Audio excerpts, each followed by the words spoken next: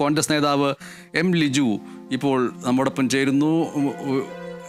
Liju, V S Achuthanandan അധികാരത്തിലുള്ളപ്പോഴും ഒരു സവർണ പ്രതിപക്ഷത്തിൻ്റെ വക്താവായി പ്രവർത്തിച്ചിരുന്ന ഒരു ധീരതയുടെ രൂപം കൂടിയായിരുന്നു. വി എസ് ഇല്ലാത്ത ഒരു കേരളം എന്നത് ഈ നിമിഷം മുതൽ യാഥാർത്ഥ്യമായിരിക്കുന്നു. എന്താണ് ഈ നിമിഷങ്ങളിൽ താങ്കൾക്ക് മനസ്സിൽ തോന്നുന്നത്? സഖാവ് വി എസ് അച്യുതാനന്ദന്റെ വിയോഗം കേരള രാഷ്ട്രീയത്തിലെ അല്ലെങ്കിൽ കേരള സമൂഹത്തിലെ ഒരു യുഗാന്ത്യമാണ്. അദ്ദേഹം പ്രതിദാനം ചെയ്ത രാഷ്ട്രീയവും അദ്ദേഹം പ്രതിദാനം ചെയ്ത മൂല്യങ്ങളും വളരെയധികം മഹത്വം ആർജിച്ചതാണെന്ന കാര്യത്തിൽ സംശയമൊന്നും തന്നെ വേണ്ട. ആലപ്പുഴയിലെ വളരെ സാധാരണമായ ഒരു കുടുംബത്തിൽ ജനിച്ചു വീണ് ചെറുപ്പം മുതൽ തന്നെ ദുരിതങ്ങളുടെയും കഷ്ടപ്പാടുകളുടെയും ഒരു കയം നീന്തിയാണ് അദ്ദേഹം മുന്നോട്ട് പോയത്. തൊഴിലാളികളെ സംഘടിപ്പിച്ച് അവരോടൊപ്പം ജീവിച്ച് അവരിൽ നിന്ന് വളർന്ന ഒരു യഥാർത്ഥ കമ്മ്യൂണിസ്റ്റ് നേതാവായിരുന്നു അദ്ദേഹം.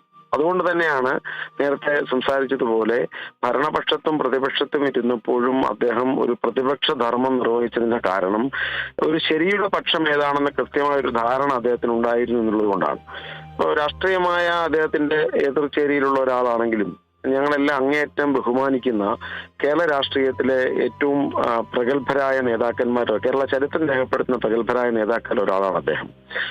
അദ്ദേഹത്തിന്റെ മൂല്യങ്ങൾ, അദ്ദേഹം മുഖം നോക്കാതെ പ്രകടിപ്പിച്ച എതിർപ്പുകൾ, വിയോജിപ്പുകൾ, അദ്ദേഹം അഴിമതിക്കെതിരെ എടുത്ത നിലപാടുകൾ, ശക്തമായ തൊഴിലാളി പക്ഷത്ത് നിന്നുകൊണ്ടുള്ള ശക്തമായ പ്രക്ഷോഭ പരിപാടികൾ, ഇതെല്ലാം അദ്ദേഹത്തെ കേരള രാഷ്ട്രീയത്തിൽ, കേരള ചരിത്രത്തിൽ അനശ്വരനാക്കും എന്ന കാര്യത്തിൽ സംശയമൊന്നും തന്നെയില്ല.